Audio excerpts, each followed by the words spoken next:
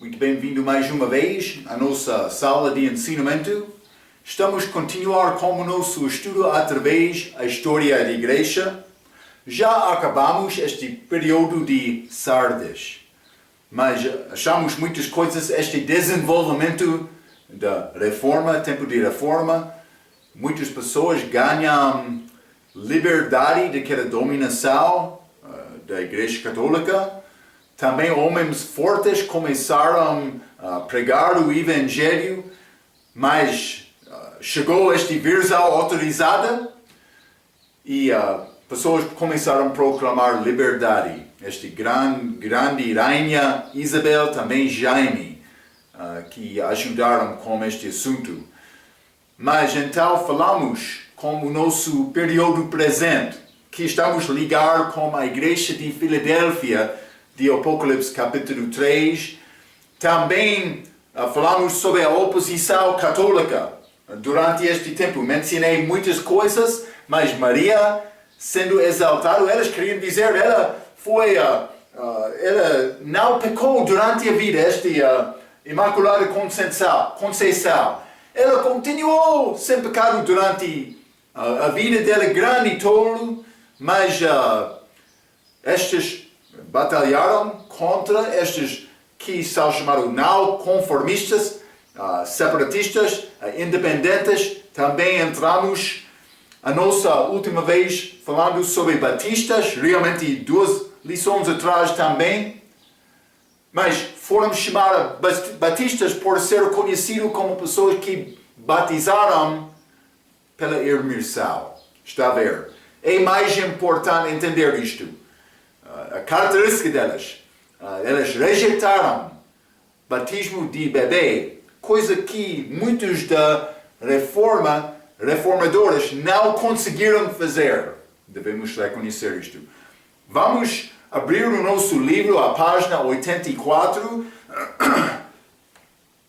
Página 84, mas este período 1700 a 1900 é Filadélfia, mas também o nosso esposo para este parte. Vamos entrar com muito mais detalhe como os fiéis durante este período mais recente, mas também este período que a Bíblia tem, a Bíblia diz, teve a porta aberta. E vamos falar um pouco sobre isto, mas este esboço, a linha da página, acima da página 84, introdução, linha A, a linha B, os frutos primeiros do grande despertamento espiritual, vou dizer isto. Não somente isto, o grande despertamento oficial e George Whitefield. George Whitefield é um homem de uma parte deste movimento. Mas não somente isto, a linha D, a continuação do reavivamento americano. Vamos achar muita liberdade ganhada naquele país, Estados Unidos, especialmente, por chegar pregadores com o evangelho também, povo que queriam liberdade para louvar. E também a linha E, os ministérios de John e Charles Wesley, homens de Inglaterra, mas também George Whitefield, que chegaram à América, também pregaram em Inglaterra também. Mas antes de entrar no nosso estudo, vamos ler Apocalipse capítulo 3, versículos 7 a 13. Apocalipse capítulo 3, versículos 7 a 13.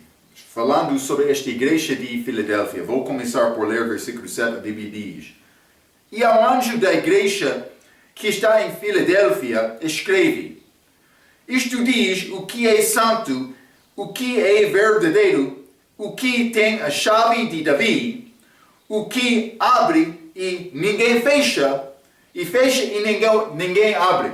Quando Deus abre porta, aquela porta é aberta.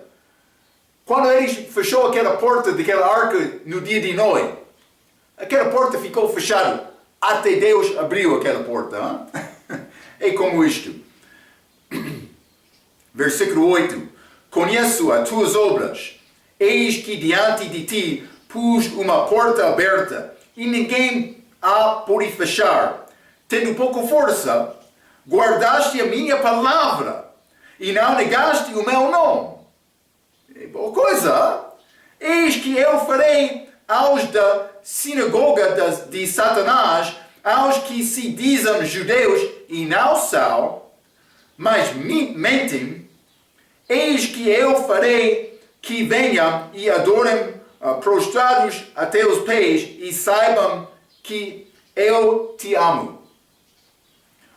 Versículo 10. Como guardaste a palavra da minha paciência, também eu te guardarei da hora da tentação que há de vir sobre todo o mundo. Penso que é ligado com tribulação, tempo de angústia de Jacó, para tentar os que habitam na terra. Não vou entrar com muito detalhe com ensinamento sobre esta passagem. Vamos entrar com isto, falando sobre coisas mais ligadas com a doutrina no nosso ensinamento de Apocalipse, que vai seguir este estudo sobre a história da igreja. Simplesmente estou a dar esta história para introdução deste ensinamento de Apocalipse.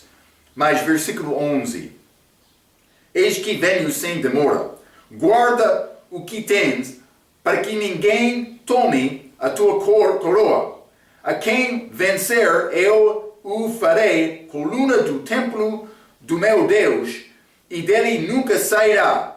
E escrevei sobre ele o nome do meu Deus e o nome da cidade de meu Deus, a Nova Jerusalém, que desce do céu do meu Deus, e também o meu novo nome. Quem tem ouvido, ouça o que diz o Espírito. Mas, então, versículo 8. Conheço as tuas obras, eis que diante de ti pus uma porta aberta. Porta aberta. Repeti. Porta aberta é uma oportunidade de pregar o Evangelho. Então, isso foi dado aos estes aqui em Filadélfia. Então, mas vamos entrar no nosso estudo um pouco. Vou começar por ler sobre, não somente mais este Filadélfia, este porta aberta, mas vamos entrar realmente o que estava acontecendo com esta resistência da Igreja Católica. Esta vantagem de ter a palavra de Deus na mão. Também pregadores com liberdade e com força. Não todos, mas alguns homens muito especiais daquela altura. Vamos entrar examinando isto um pouco. Mas vou ler no meio desta página. A igreja de Filadélfia tinha uma característica distinta de não receber repreensão do Senhor. Uma porta aberta foi providenciada por Deus pela Bíblia versal autorizada e milhões foram salvos de 1700 até 1900. As datas tradicionais para o período. O primeiro grande despertamento ocorreu na Inglaterra e nas colônias britânicas, aproximadamente em 1720 até 1750, depois disto com frutos contínuos do reavivamento. Então, grande influência. Houve algumas igrejas da Reforma que ficaram mais refinadas, entrando formalista. Mas, do outro lado, foram pessoas fiéis pregando o Evangelho que alcançaram o povo daquele lugar, daquela região. Então, mas vou continuar no meio desta página. O segundo grande despertamento começou próximo a 1800 anos e era principalmente o reavivamento americano.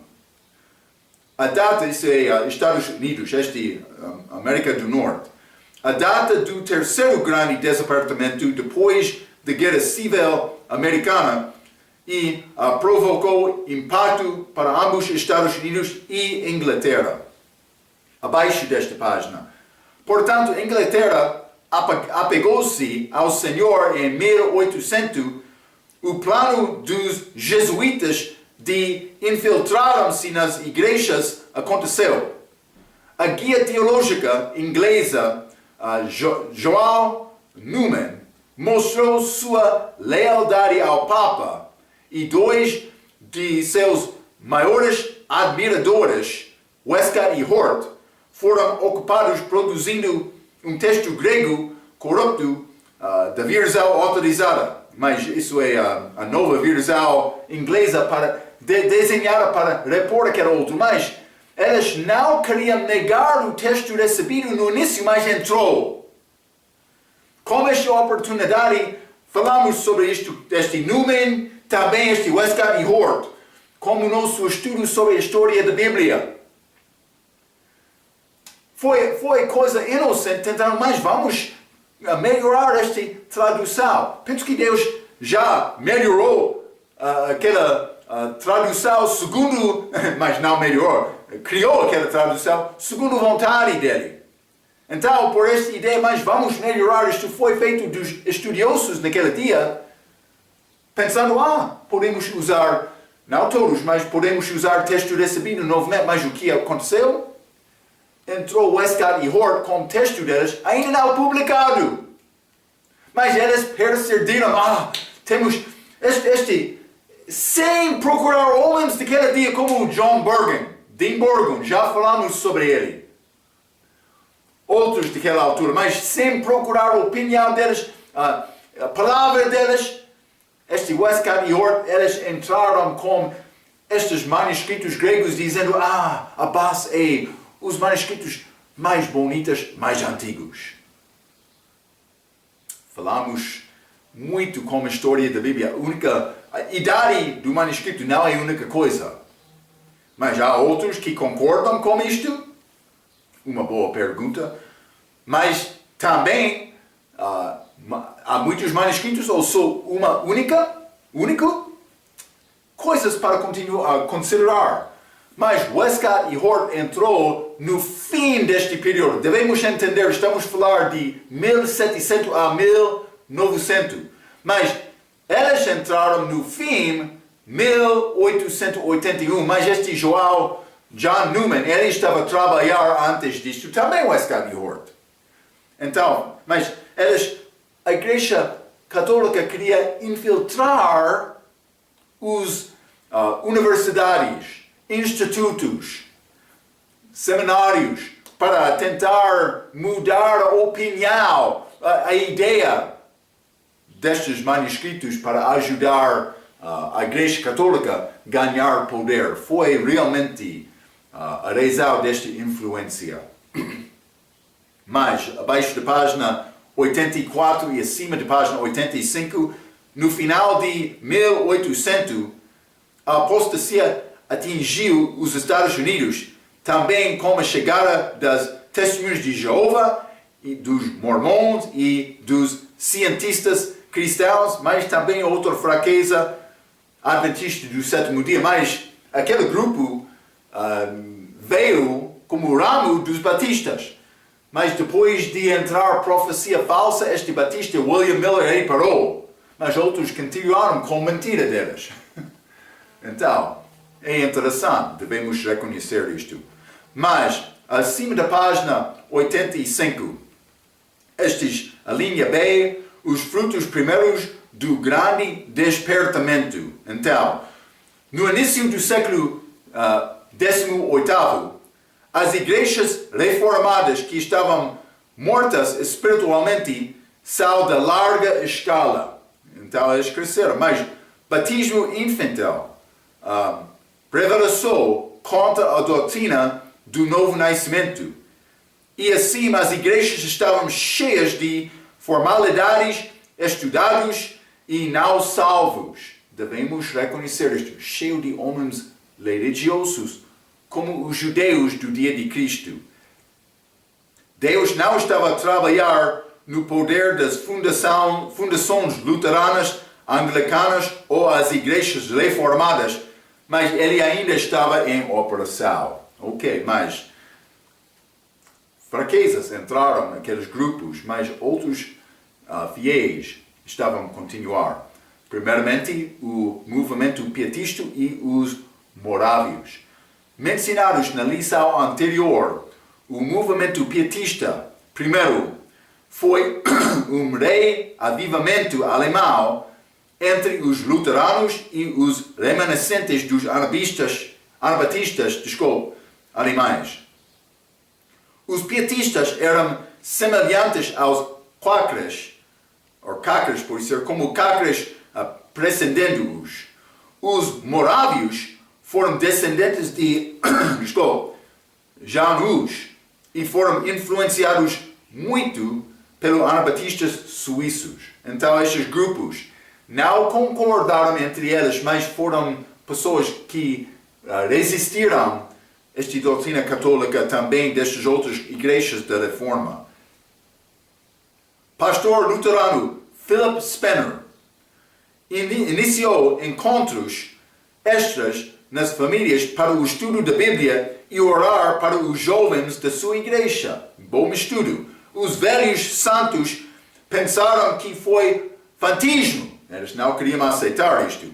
Mas o movimento pietista espalhou-se rapidamente por Suíça, Holanda e Escandinávia. Mas isso é Europa. Reavivando alguns luteranos e reformados. Augusto Franchi era um pietista prussiano. Orou pelo dinheiro para começar instituições evangelistas. Mas, na viragem do século, Deus providenciou 3 escolas cristas, um orfanato, uma casa publicadora de Bíblias e folhetos e um colégio bíblico. Muitos pietistas iniciaram suas próprias igrejas, chamadas Igrejas dos Irmãos ou Batistas Alemãos. Algumas congregações excederam 300 pessoas. Então, mas com força, alguns desses grupos, eles não dominaram estas igrejas da Reforma, mas a voz deles começaram a ser ouvida. Abaixo desta página, a Irmandade Moraviana eram proximamente juntados aos pietistas. Eles começaram a enviar missionários para visitar os seus companheiros pietistas pela Europa. Nicholas Ludwig von Zinzendorf, de Düsseldorf, Alemanha, tornou-se um catalisador do movimento missionário moderno. Em Copenhaga, Dinamarca, a cidade lá, Zinzendorf encontrou Antônio Ulrich, um escravo negro que havia sido salvo desde que chegou à Dinamarca, mas foi originalmente da ilha caribenha de St. Thomas, mas outros lugares. Então, sobre controle de holandeses, mas agora parte das Ilhas Virgens dos Estados Unidos, neste dia, hoje. Mas, por causa desta ligação com a Holanda, ele estava lá, mas ele encontrou-se com Zinzendorf. Zinzendorf, abaixo da página, passou na preocupação de Ulrich o da pregação do Evangelho em São Tomás para o moraviano Leonard Dober. Mas Dober, estou a ler um pouco, Dober e David Nishman renderam-se para ir, acima da página 86, terra estrangeira e embarcaram em 1732. Missionários moravianos nas outras terras estrangeiras multiplicaram, trabalhando nas Ilhas Virgens, Groenlândia, América do Norte, a Costa de Ouro, que é nordeste de África e África do Sul. Por volta de 1760, quando Zinzendorf morreu, bem mais que 200 missionários morávios estavam em terras estrangeiras. Grande força. É pouco diferente. do que hoje. Também vou dizer isto, o mundo desenvolveu, então a separação de países é mais complicado neste dia. Por exemplo, por mim entrar outro país tentando trabalhar naquele outro país, pode ser complicação. Mas por mim entrar país com sustância do meu país, simplesmente para ajudar aquele país, é mais possível entrar. Então, muitos missionários têm apoio dos países deles sendo enviados aos outros países para ajudar. É a maneira de missões neste dia. Mas foi pouco diferente daquela altura. Pessoas guardavam este talento deles, trabalho deles. Eles tinham formação de uma maneira secular de negócio, também uma formação bíblica, estes morávios. Então, quando eu sou enviado, eu vou voltar para dar relatório às igrejas que apoiam-me. Como Paulo e Barnaby, também Paulo e Silas, eles fizeram depois as viagens missionárias deles. Mas estes morávios não. Quando eles saíram, eles deixaram família, terra deles, igreja deles, para ir a outro lugar, não voltando mais. Foi compromisso do missionário daquele grupo. Então, o que também ele não recebeu apoio de nenhuma outra pessoa, ele foi enviado com o talento dele. Ele andou com falamento numa também, Bíblia noutra, para chegar a outro país, para pregar o Evangelho. Mais do que 200, como este Morty Zinzendorf. Grande coisa que ele fez, que influenciou o que chamamos missões modernos. Está a ver? Grande influência que ele tem. Vou continuar por ler. Isso é acima da página 86, a linha número 2. Os não conformistas ingleses e independentes, os Quakers e os Batistas eram os membros líderes dos não conformistas no século XVII. Como os puritanos ganharam grande aceitação, mas eles foram mais ligados com a igreja anglicana. Pelo menos eles não tiveram o que vou dizer mais a doutrina radical, como batistas também estes quakers.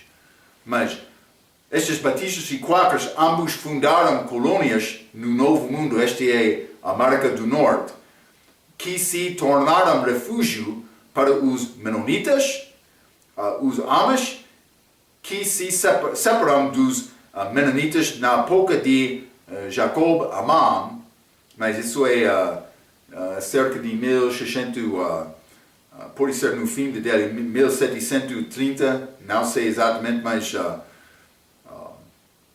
durante este tempo eles separaram daquele grupo, estes Amish de menonitas, mas também presbiterianos que divergiram-se com anglicanos, também os congregacionalistas, os moravianos e os pietistas ou irmãos batistas. Então eles chegaram a este novo mundo para tentar criar liberdade de louvor. Eles estavam a procurar isto.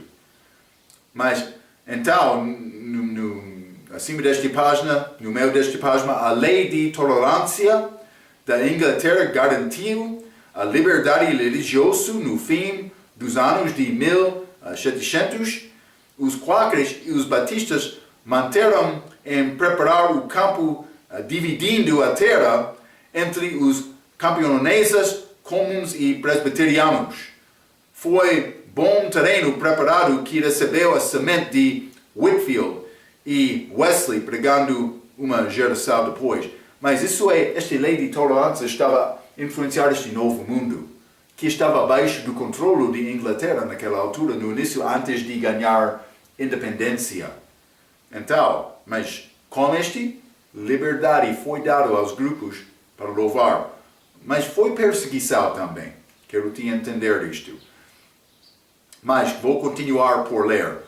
A colônia Nova Jersey, dos Quakers começaram a mandar missionários para outras colônias em 1701 para evangelizar os perdidos, os batistas de Nova Inglaterra foram perseguidos pelos puritanos, as igrejas reformadas, os presbiterianos e os congregacionalistas. Outros grupos chamaram cristão, por pregar contra batismo infantil. Os Quakers pregavam também contra o batismo de crianças, mas em o oeste selvagem de Pensilvânia, não estava baseados em amaldiçoar, apedrejar, açoitar ou aprisionamento dos batistas. Então, mas eles não perderam a vida deles, mas eles foram perseguidos muito destes outros grupos. Mas é quando, quase como a pessoa entra em casa, o dono da casa tem poder para determinar como vai andar a minha casa, mas muitos destes grupos ganharam uma característica da doutrina daquele grupo quando eles começaram a colônia. Muitas vezes isto influenciou esta atitude deles quando a pessoa chegou por ser pregando outra doutrina, mas por ser a verdade também, mas outra doutrina. Está a ver? Abaixo da página, o mais importante dos não conformistas ingleses foi Isaac Watts, mas ele é pastor e escritor de Anários. Watts é acreditado de ter escrito aproximadamente 750 hinos. E estes foram hinos de grande despertamento. Eles cantaram estas canções que ficam nos nossos anários até hoje. Alguns destes são louvor ao Senhor, alegria do mundo, desculpe, sou soldado da cruz, uma pergunta, vejo a maravilhosa cruz e cegueira à vista. Mas então, no meio daquelas que ainda cantamos hoje, há muitos mais. Este autor, Isaac Watts, esta alegria do mundo é muito famoso hoje no nosso dia. Então, mas abaixo da página 86, este Solomon Stoddard e Gilbert Tennant. Solomon Stoddard era um pastor puritano radical em Massachusetts, que influenciou Jonathan Edwards, mas Stoddard pregou contra comunhão próximo. Lembra-te, eu estava a falar sobre este. Comunhão é outra palavra de Santa Ceia, mas alguns praticaram o que é chamado comunhão fechada. Eles guardaram só para a sua própria igreja local. Outros disseram não, comunhão próximo, para grupos que têm a mesma doutrina de nós. Mas outros disseram comunhão aberta, dando possibilidade a qualquer pessoa, mas deixando a decisão para comer também, examinar a vida antes de comer, deixando aquele assunto com aquela pessoa. Penso que é mais próximo à verdade, mas este homem, Stoddard, ele pregou contra comunhão próxima, abrindo o seu culto de comunhão para todos os crentes, em importar da sua filiação ou membresia. Está a ver? Mas acima da página 87, apesar de os puritanos foram calvinistas, Stoddard advogou práticas teológicas de arminianismo. Então, isso é arminianismo realmente livre vontade para a salvação. Ele teve outros questões, mas foi a coisa mais importante para lembrar sobre este Armínio. Mas também, acima desta página 87, quem foi Gilbert Tennant? Você pode pensar? Mas ele era um presbiteriano que viu centenas de salvos em 1726. Seu pai, William Tennant, veio à colônia para escapar da perseguição anglicana, mas rapidamente decidiu que estabelecimento presbiteriano na colônia era bastante frio para o Senhor. Mas o estabelecimento presbiteriano da Inglaterra era um pouco melhor, lidando com algumas boas influências de testemunhar batistas e quakers. Mas o que aconteceu, William Tennant, ele chegou a Novo Mundo, mas América do Norte, ele entrou para louvar com presbiterianos dele, como ele fez na Inglaterra também, mas por chegar lá ele disse, mas esta igreja é pouco frio, vou procurar outro. Mas o que aconteceu? Portanto, ele construiu uma cabana feita de toras na sua propriedade, chamando-se o Colégio de Registros, para treinar os seus filhos e outros para o ministério. Família dele, pais, boa coisa que este homem fez, ele formou os filhos dele, incluindo George Tennant, Gilbert Tennant, desculpa. Então, mas o Colégio de Registros era o precursor da Universidade Princeton, uma universidade muito famosa no meu país nestes dias. Também como este outro, Yale e Harvard. Mas nesta altura, tinham quase metade destes graduados tornando-se pastores. No início, foi grande influência da Bíblia naquele país, mas não agora. Agora entrou filosofias, assuntos políticos. Estas universidades têm boa reputação para aprender coisas do mundo, mas eles não usam a Bíblia agora. Eles não acreditam na Bíblia nestes dias. Mas no início, sim, quase meio das pessoas que acabaram estudos lá entraram a ser pastor no fim. É pouco interessante. Influência de Deus naquela altura. Mas a linha E no meio desta página, o grande despertamento oficial e George Whitefield, grande homem de fé. George Whitefield, às vezes esquecido entre Jonathan Edwards e Joel Wesley, outros homens famosos durante esta altura, mas o sucesso de ambos foi precedido e ajudado pelo ministério de George Whitefield. Whitefield foi salvo em 1735 e começou a pregar em 1736, boa coisa, na idade de 22 anos. Por 2 anos, ele pregou nas igrejas anglicanas de Bath e Bristol, cidades da Inglaterra, sudoeste da Inglaterra, e que pregador!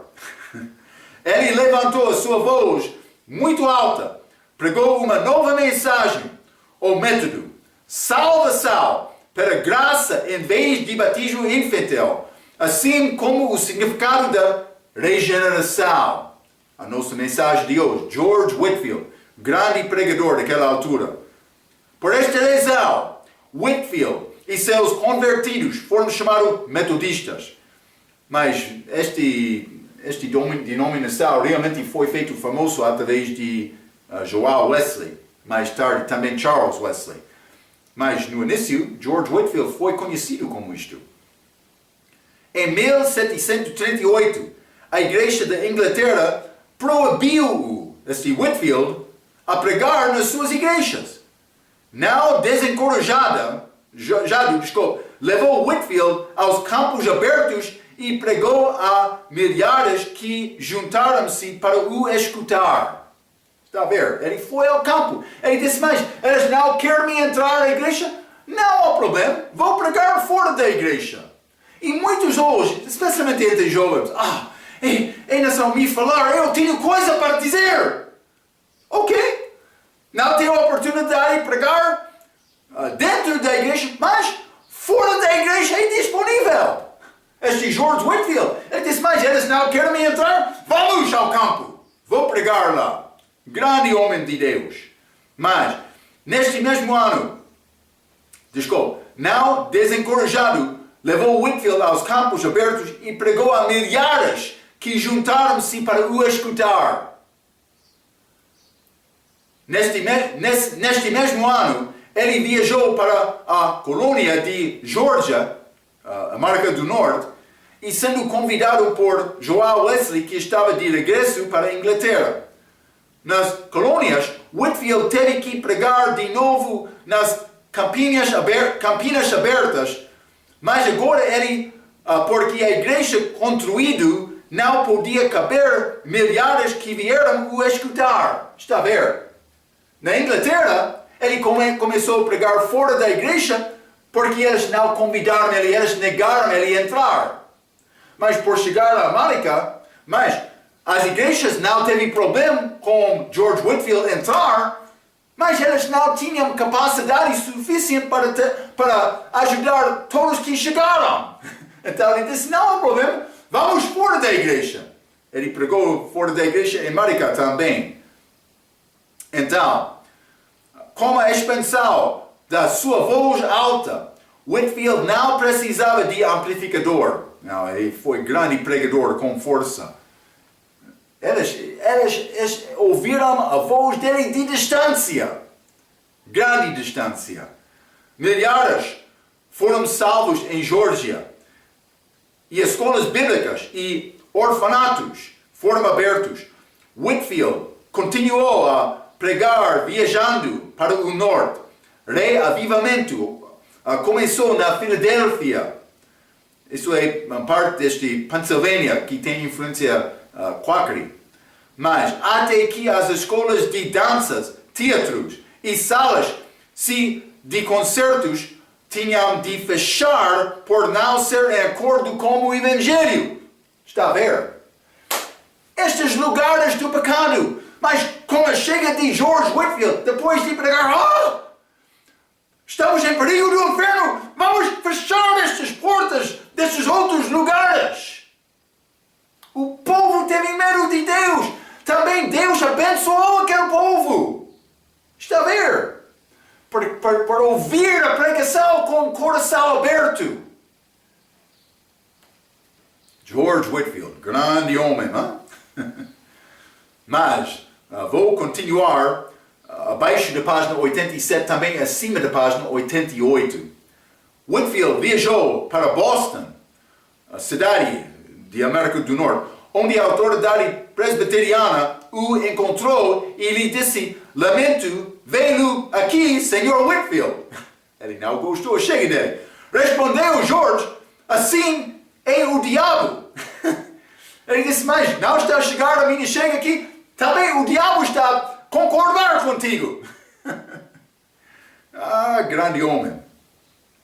E avivamentos fortes começaram em Boston e Middletown, Connecticut, outra província, outra cidade perto de Boston. Whitefield regressou para a Inglaterra depois dos reavivamentos, embora ele voltaria mais vezes entre 1738 e 1769. Grande pregador. Também vou dizer isto. Povo que chegaram àquele país. Eles queriam ouvir a verdade. Eles não queriam, mas depois da pregação dele, eles fecharam a porta destes lugares mundiais. Mas eles tinham preocupação, medo de Deus, também vamos ouvir o que vai dizer o pregador. Eles respeitaram a palavra. Muitos não. Hoje no nosso dia, como Noé, no dia dele, ele pregou, eles zombavam Noé. O mesmo está a acontecer hoje. É como o dia de Noé. Mas, este Whitefield, mais grande, porta aberta, Filadélfia, para pregar. A linha F, acima da página 88. A continuação dos reavivamentos americanos. Os reavivamentos americanos começaram em 1720 com Stoddard e Gilbert Tennant. Já mencionamos estes, mas Tennant e Jonathan Edwards foram os primeiros pregadores dos anos 1730 até que Whitefield apareceu e milhares foram salvos.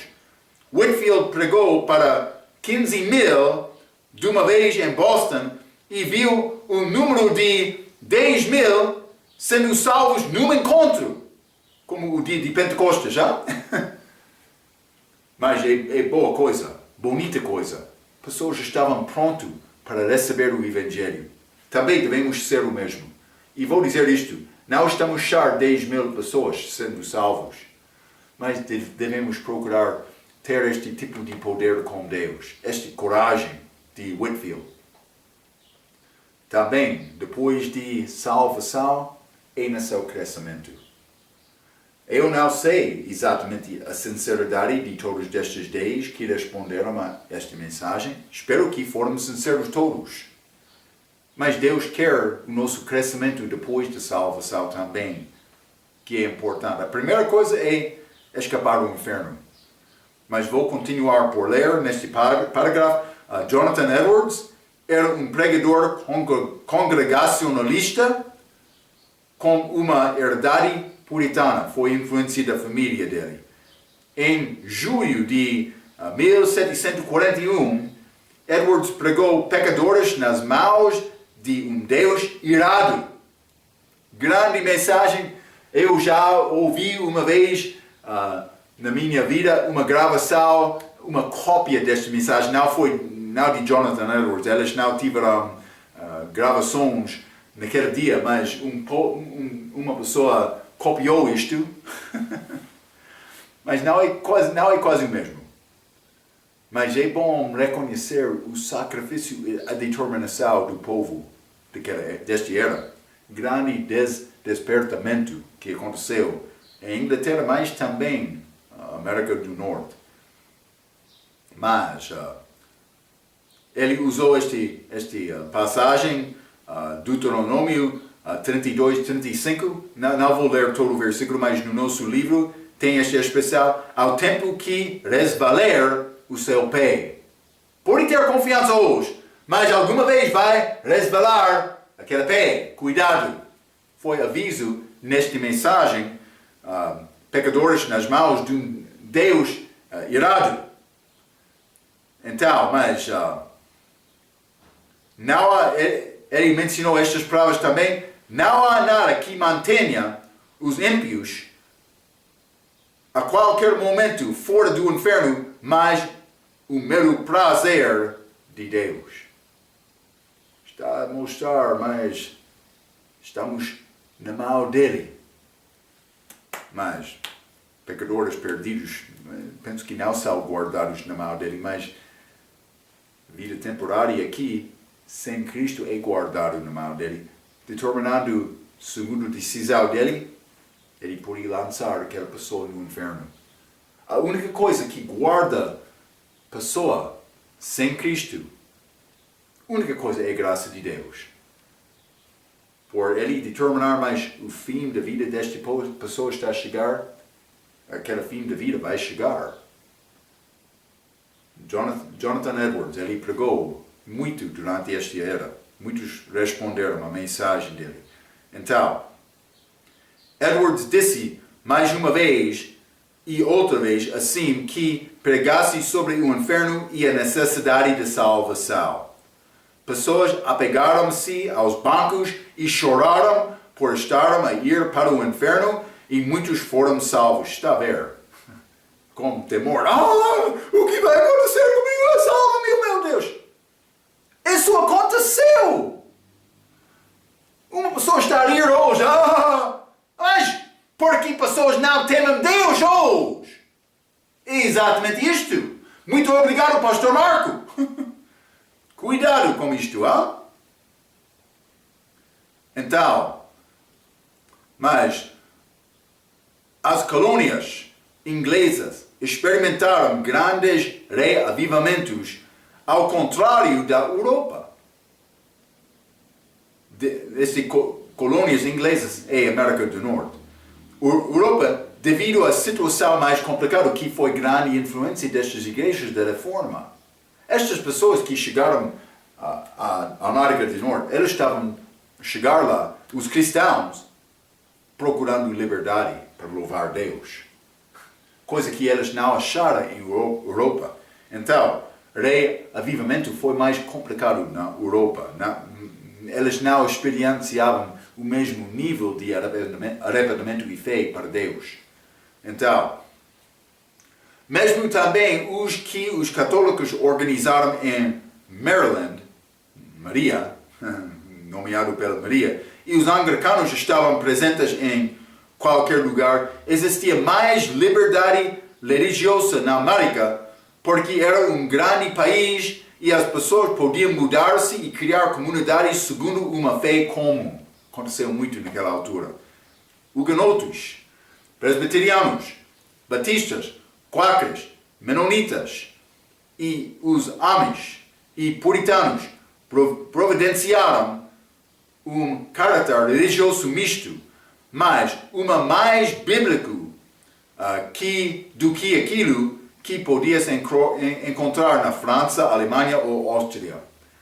A base por desenvolver frases naquele país, mais Estados Unidos, agora mais América do Norte, naquela altura, eles estavam a ler a Bíblia. Foi mandado nas escolas. Então, as frases comuns entre o povo tornaram-se de ser frases da Bíblia. Tornaram-se cultura deles. Estas frases, também a Bíblia, é mais importante. Eles permitiram liberdade, mas já falamos, houve perseguição lá. Mas aqueles perseguidos lutaram, derramando sangue para ganhar liberdade por nós. Então, mas com esta história, o Espírito Santo enfraqueceu as denominações estabelecidas. Mas este último parágrafo, abaixo da página 88. Os presbiterianos dividiram-se em Lado Velho, centralizado na Filadélfia e a cidade no país, América do Norte, Estados Unidos, e aderindo aos 5 pontos de calvinismo. Mas o novo lado, centralizado em Nova York e aprendendo de puritanismo, ao lado de Gilbert Tennant, que procurar mais liberdade. Ele não concordou com calvinistas que queriam dizer Deus determinou quem vai ser o salvo. Os congregacionalistas dividiram-se em luzes velhas, como estes contra o reavivamentos, mas também novas luzes, como Jonathan Edwards e a sua multidão. Os batistas dividiram-se em regulares, já falamos sobre isto, aconteceu em Inglaterra, opondo-se os reavivamentos e os separados a favor do reavivamento, mas uma vez que os batistas estavam divididos em particulares calvinistas, gerais e quizá arminianistas e regulares, estes 3 grupos, particulares como calvinismo, também este geral como armínio, que é mais próximo da verdade, mas também estes regulares no meio. Simplesmente este armínio teve problema, lembra-te, com segurança eterna. Eles tiveram muitas novas igrejas por resultado do grande desapontamento. Então, mas estamos a chegar ao fim da nossa página 88, mas estes grandes homens que influenciaram o povo na Inglaterra, também dos Estados Unidos, com o grande despertamento. Mas vamos continuar com o grande homem que perdeu a vida dele para alcançar o povo com o Evangelho, este David Brainerd, mas com a nossa próxima vez. Até aquela vez, pela sua atenção, quero dizer muito obrigado.